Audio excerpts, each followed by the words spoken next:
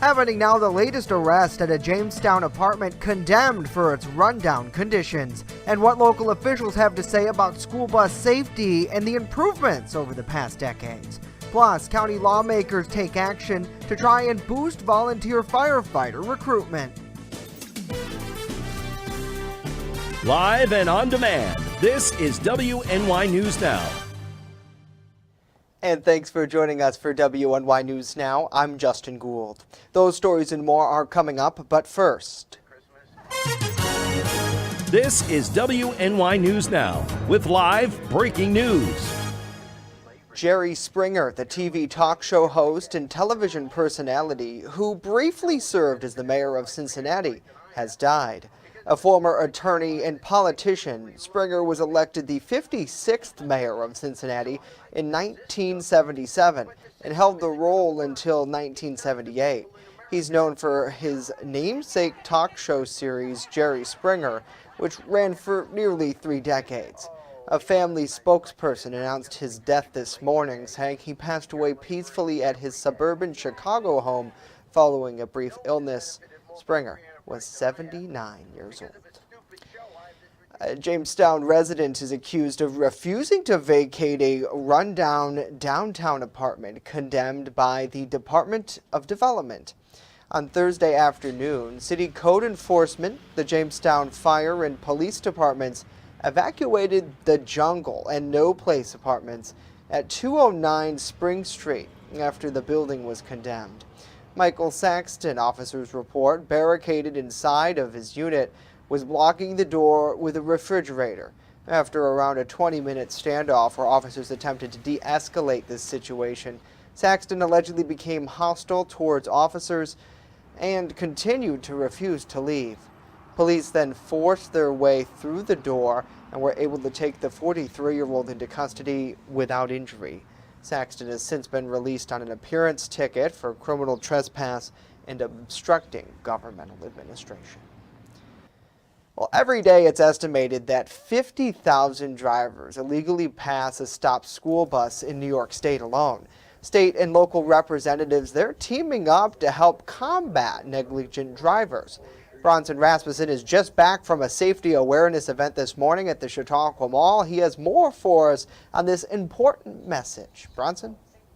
Justin, bus drivers have one goal: to safely transport kids to and from school safely. However, you cannot control other vehicles on the road.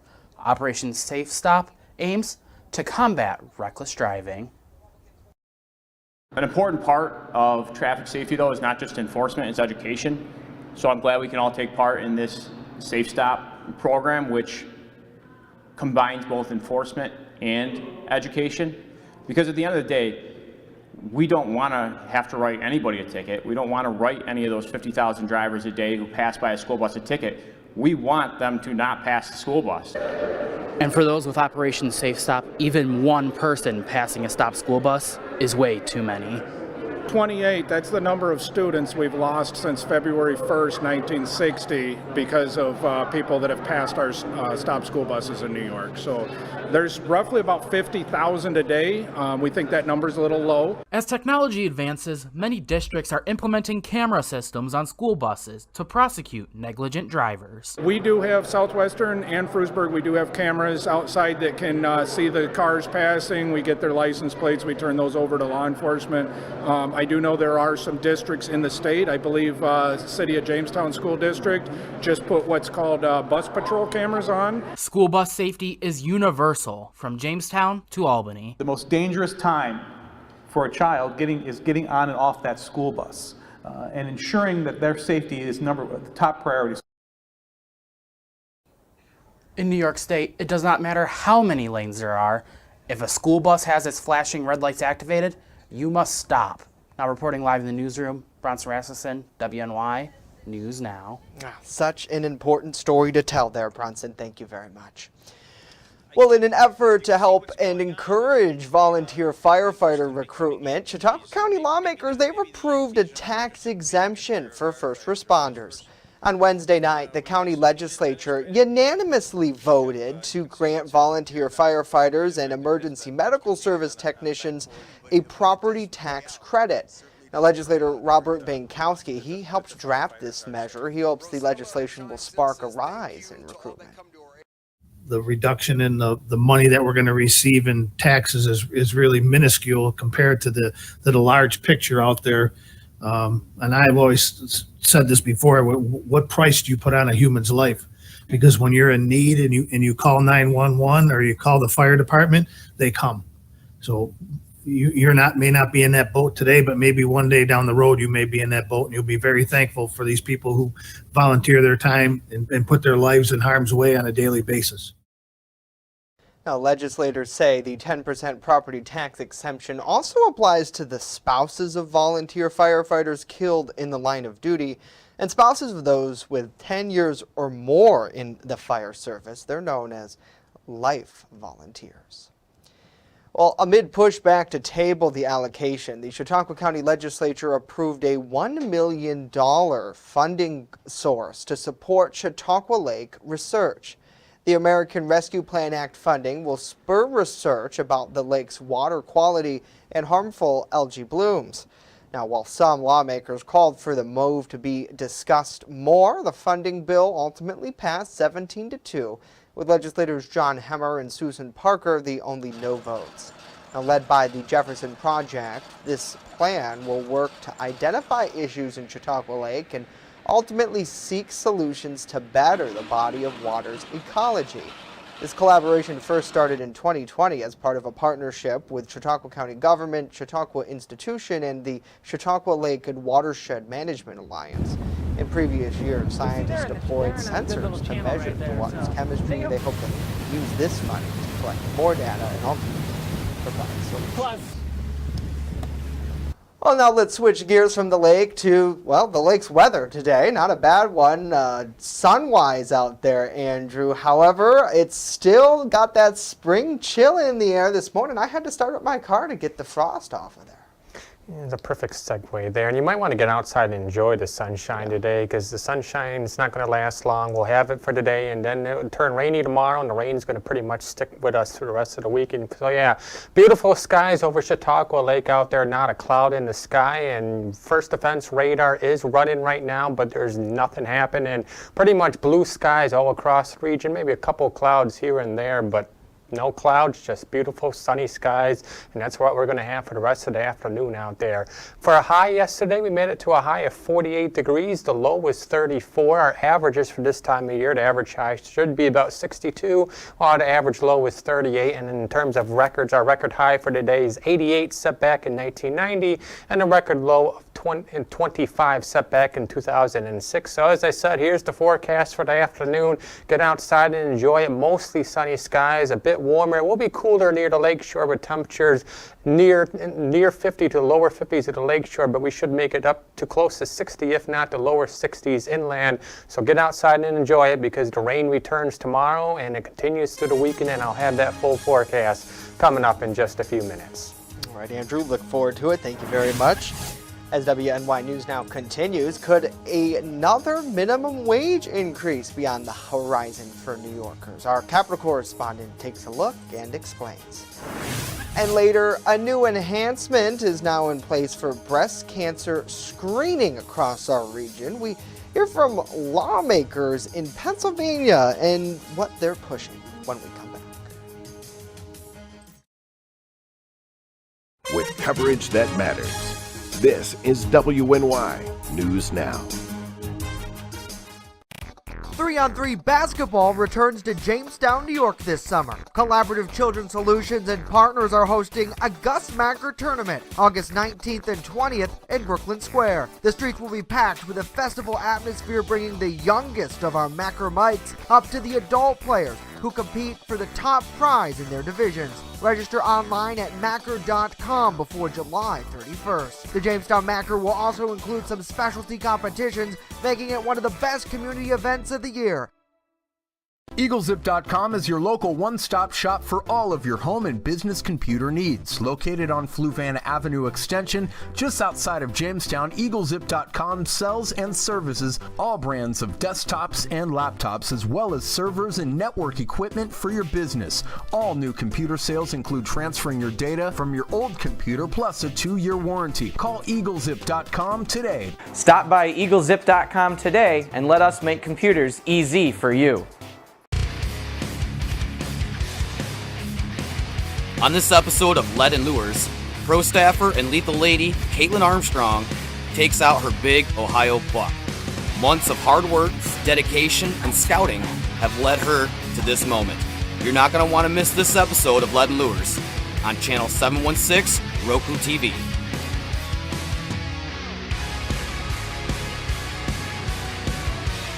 And if you want to see more of Caitlin Armstrong, follow her on YouTube, TikTok, and Instagram. You know, hunting Caitlin on Armstrong private land has been quite the experience. You're watching WNY News Now, where coverage comes first. Residents in New York State who want to own, or have previously posed a pistol permit have requirements they need to meet.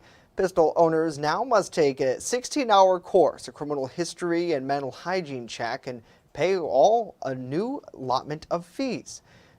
Now, previously, it was a 5-hour, and now it's a mandatory 16-hour course as part of new enhancements. Whether you have a permit, New York now requires recertification every 3 years versus the previous 5-year requirement. Now, the first 8 hours of the training includes laws, de-escalation, how to deal with people who are suicidal.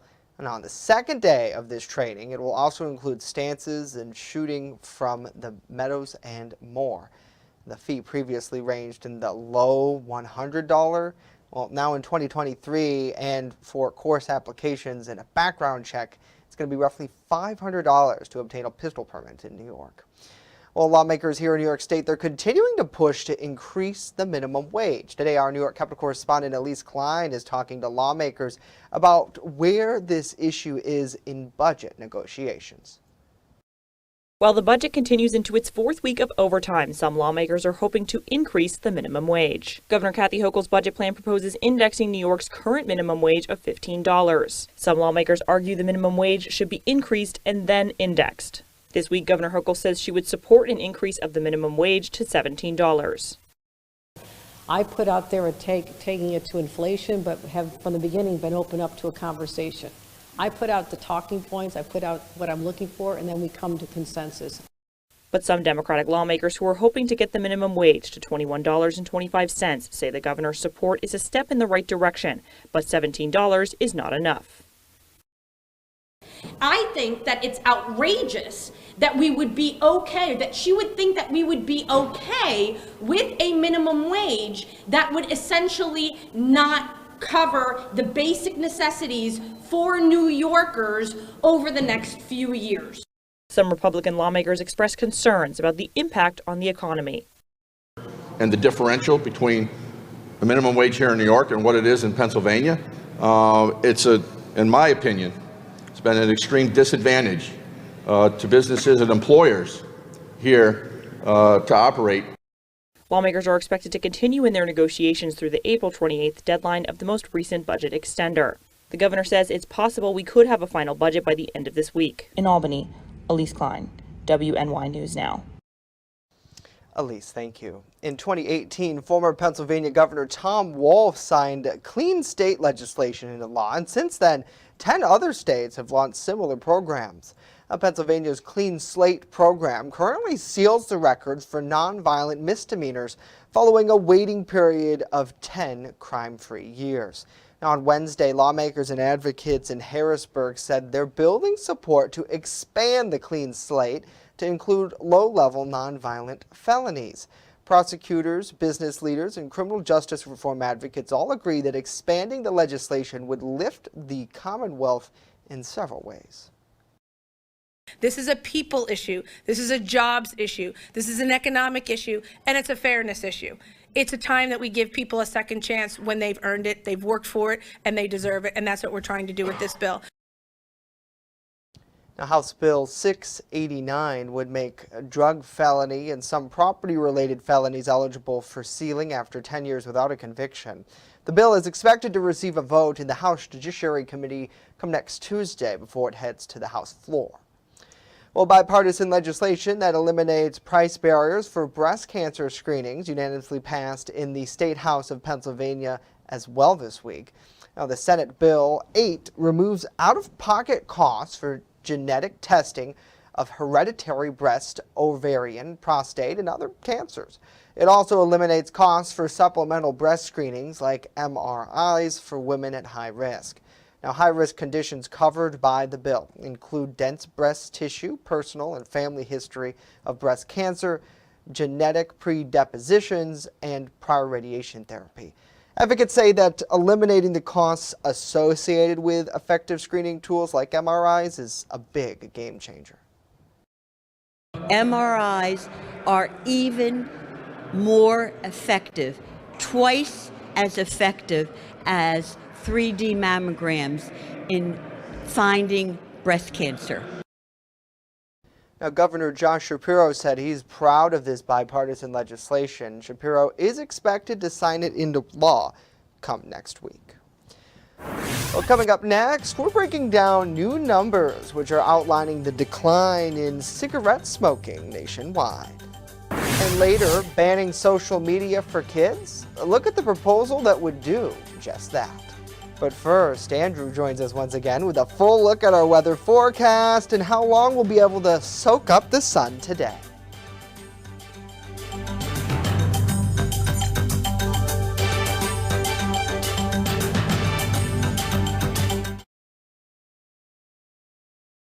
You're watching WNY News Now, where coverage comes first.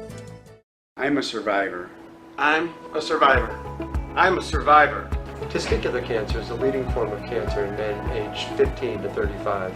1 in 250 men will be diagnosed with testicular cancer. But 98% will survive if detected early. As a survivor, I believe early detection is the key. Learn how to do a testicular self-exam and other important facts about testicular cancer at oneball4tc.com. Have you ever wanted to live out your dreams? Hunt, fish, in all corners of the earth?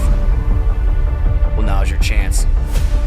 Follow Primitive Patriot Outdoors as we live out our dreams and show you how to live out yours through outdoor adventures. From Western New York to Africa to all corners of the earth, follow us on this adventure. It's an experience you've never seen before. Lead and Lures, Roku TV, Channel 716. 3-on-3 basketball returns to Jamestown, New York this summer. Collaborative Children's Solutions and partners are hosting a Gus Macker tournament August 19th and 20th in Brooklyn Square. The streets will be packed with a festival atmosphere, bringing the youngest of our Macker mites up to the adult players who compete for the top prize in their divisions. Register online at Macker.com before July 31st. The Jamestown Macker will also include some specialty competitions, making it one of the best community events of the year. Fast, accurate, and every day. First Defense Weather. Welcome back to WNY News Now. Currently in downtown Jamestown, we're under sunny skies out there. The current temperature at Jamestown Airport is 49 degrees and the winds are calm right now.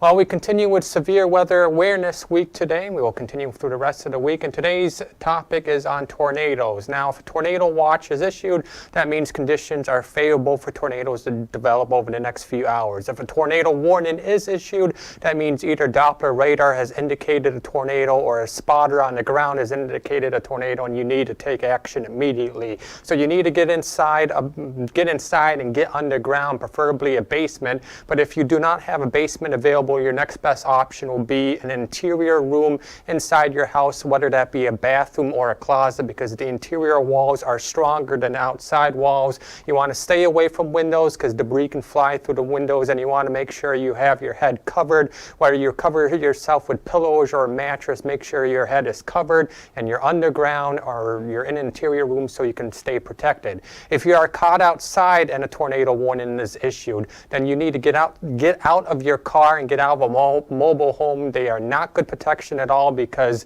the tornado winds can pick up a car or mobile home and throw it around like a toothpick. You don't want to shelter underneath an overpass either, because underneath the overpass can act like a wind tunnel, and that's no good either. If there's no shelter nearby, then you need to lie in a ditch, get low to the ground, get underground if you can, and make sure again you cover your head and your neck area from flying debris and protect yourself.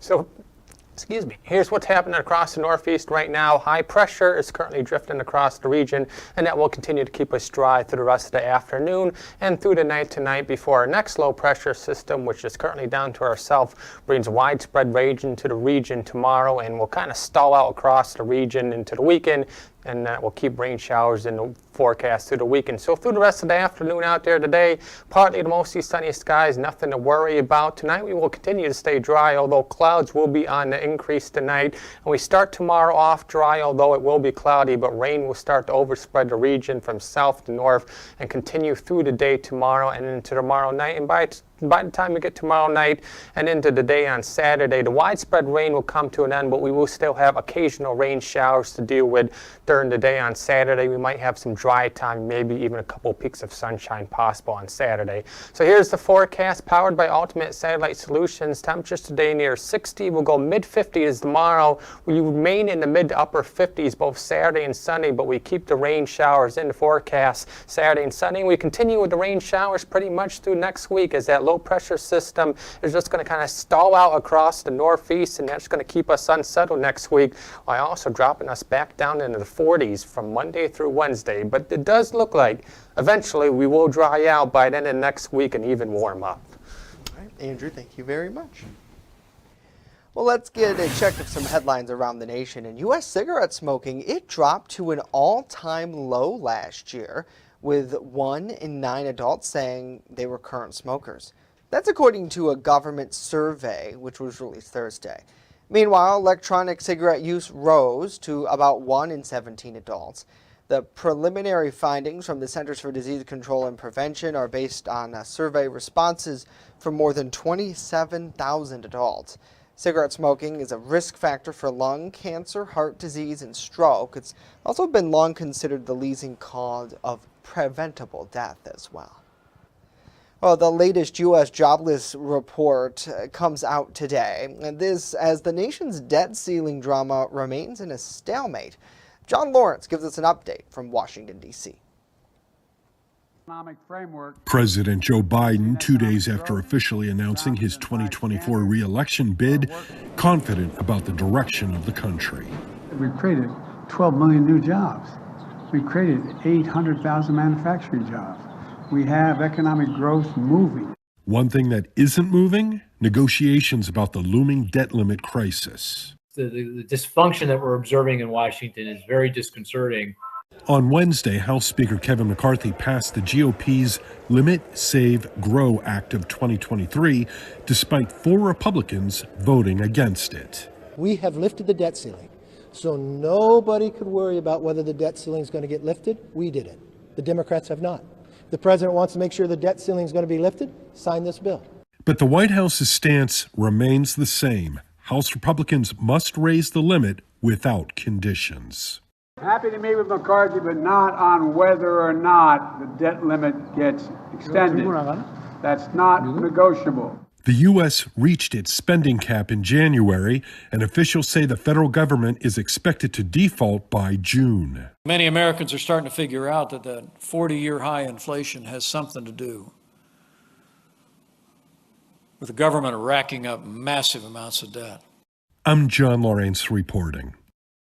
John, thank you. McCarthy's win is largely symbolic as the measure did not likely get through, it will not likely rather get through the Democratic-led Senate.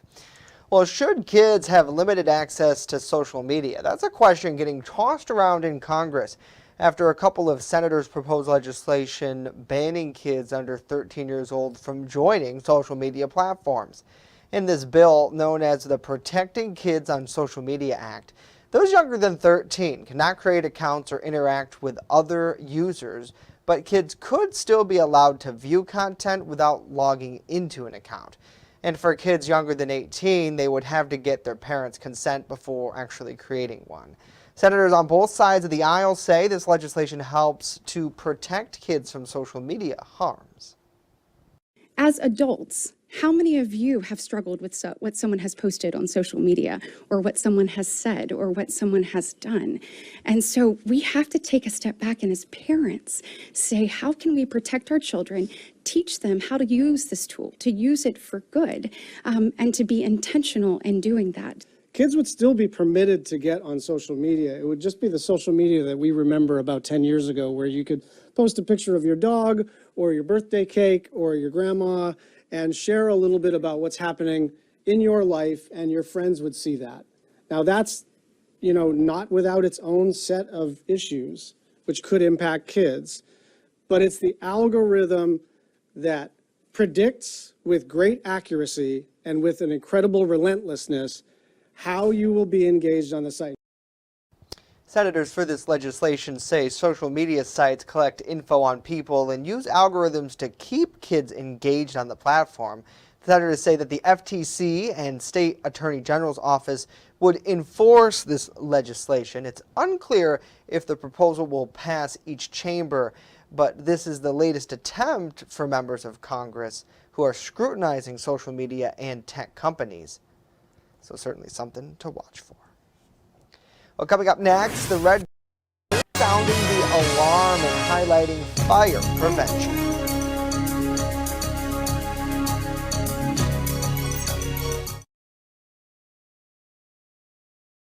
You're watching WNY News Now, where coverage comes first. On this episode of Lead and Lures, pro staffer and lethal lady Caitlin Armstrong takes out her big Ohio buck. Months of hard work, dedication, and scouting have led her to this moment. You're not going to want to miss this episode of Lead and Lures on Channel 716 Roku TV.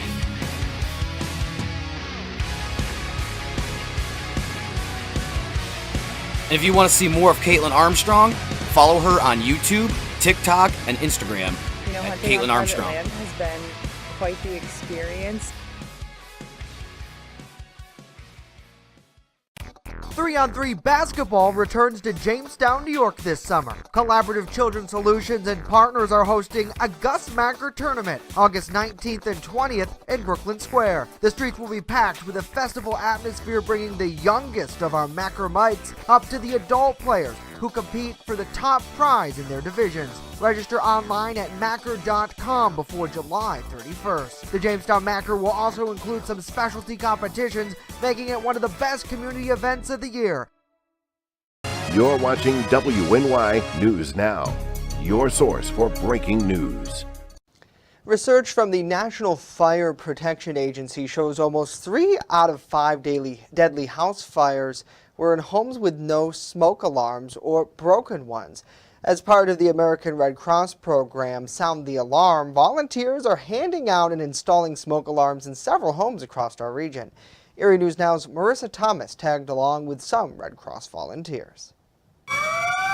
Fire experts say that when a house fire breaks out, you and your family only have 2 minutes to safely escape.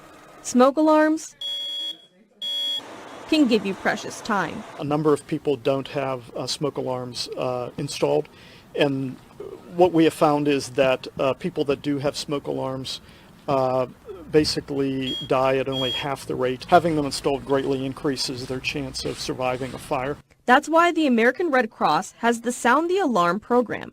The organization installs smoke alarms at no cost to residents and gives information on fire preparation. We also provide information on common hazards that may lead to fire so they can help prevent that, and also work with them to develop an escape plan from each of the rooms in their home so that should a fire occur, they're prepared to get out as quickly as possible. Volunteers went door to door seeing if residents needed new smoke alarms or wanted theirs checked.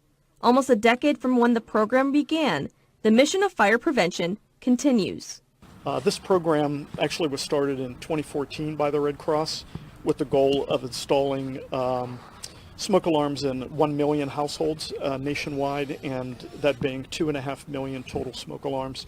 And the Red Cross actually met that goal this year, but we're continuing to offer this program because it is so important to make sure that people are as safe as possible should a fire occur. Marissa Thomas, Erie News Now.